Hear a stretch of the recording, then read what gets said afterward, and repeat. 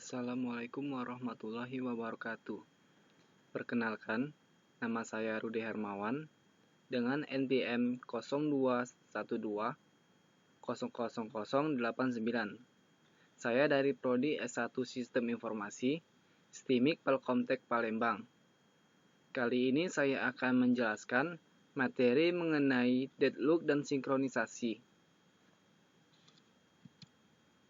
Untuk pengertian deadlock adalah keadaan di mana dua atau lebih proses saling menunggu meminta resources untuk waktu yang tidak terbatas selamanya. Analoginya seperti pada kondisi jalan raya di mana terjadi kemacetan parah. Deadlock adalah efek samping dari sinkronisasi, di mana satu variabel digunakan oleh dua proses. Misalkan pada suatu komputer terdapat dua buah program, sebuah tipe drive dan sebuah printer. Program A mengontrol tipe drive, sementara program B mengontrol printer. Setelah beberapa saat, program A meminta printer, tetapi printer masih digunakan. Berikutnya, B meminta tipe drive, sedangkan A masih mengontrol tipe drive. Dua program tersebut memegang kontrol terhadap sumber daya yang dibutuhkan oleh program yang lain. Tidak ada yang dapat dilanjutkan proses masing-masing sampai program yang lain memberikan sumber dayanya. Tetapi tidak ada yang mengalah. Kondisi inilah yang disebut deadlock, atau pada beberapa buku disebut deadly embrace.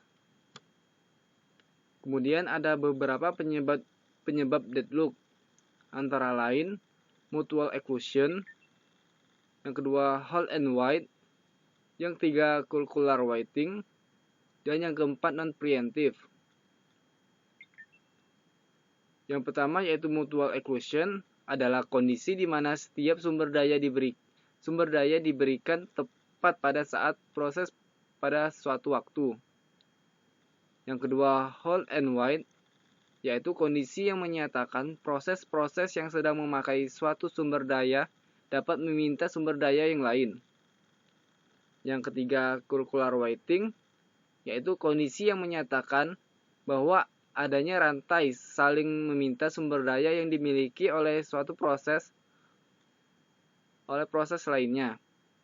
Dan yang keempat non-preemptive, yaitu kondisi di mana suatu sumber daya yang sedang berada pada suatu proses tidak dapat diambil secara paksa dari proses tersebut sampai proses itu melepaskannya. Kemudian cara mengatasi deadlock.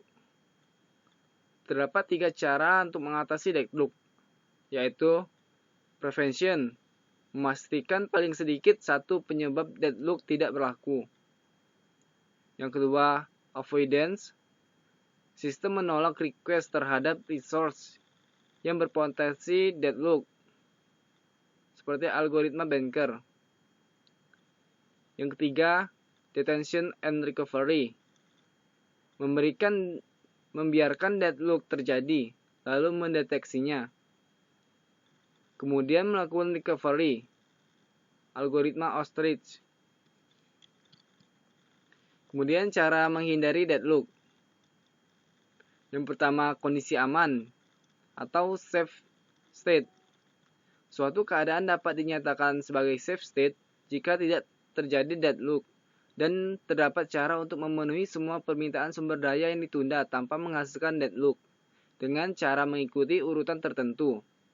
Yang kedua, kondisi tak aman atau unsafe state. Suatu state dinyatakan sebagai unsafe state jika tidak terdapat cara untuk memenuhi semua permintaan yang saat ini ditunda dengan menjalankan proses-proses dengan suatu urutan. Kemudian pengertian sinkronisasi. Akses bebarengan untuk berbagi dua bersama dapat mengakibatkan inkonsistensi data. Pemeliharaan konsistensi data memerlukan mekanisme untuk memastikan eksekusi dari proses kerjasama.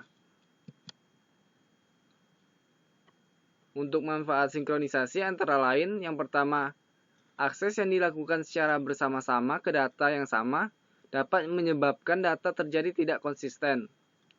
Yang kedua, untuk menjaga agar data tetap konsisten, dibutuhkan mekanisme-mekanisme untuk memastikan permintaan eksekusi dari proses yang bekerja. Yang ketiga, rest condition, yaitu situasi di mana beberapa proses mengakses dan memanipulasi data secara bersamaan. Nilai terakhir dari data bergantung dari proses mana yang selesai terakhir. Dan yang keempat, untuk menghindari race condition, proses-proses secara bersamaan harus disinkronisasikan. Kemudian, masalah klasik sinkronisasi. Terdapat 3 masalah klasik dalam sinkronisasi, antara lain problem writers, yang kedua problem dining philosophers, dan yang ketiga problem bounded buffer. Yang pertama yaitu problem writers, yaitu problem yang memodalkan proses yang mengakses database. Sebagai contoh, sebuah sistem pemesanan sebuah perusahaan penerbangan, di mana banyak proses berkompetisi berharap untuk membaca atau write dan menulis. Hal ini dapat diterima bahwa banyak proses membaca database pada saat yang sama, tapi jika suatu proses sedang menulis database, tidak boleh ada proses lain yang mengakses database tersebut, termasuk membaca database tersebut. Yang kedua, problem dining philosophers. Pada tahun 1965, Dijkstra menyelesaikan sebuah masalah sinkronisasi yang beliau sebut dengan dining philosophers problem. Dining philosophers dapat diuraikan sebagai berikut. 5 orang filsuf duduk mengelilingi sebuah meja bundar. Masing-masing filsuf mempunyai piring spaghetti. Spaghetti tersebut sangat licin dan membutuhkan 2 garpu untuk memakannya. Di antara piring spaghetti terdapat 1 garpu. Kehidupan para filosof terdiri dari 2 periode, yaitu makan atau berpikir. Ketika seorang filosof lapar, dia mengambil 2 garpu. Dia berusaha untuk mendapatkan garpu kiri dan garpu kanan sekaligus.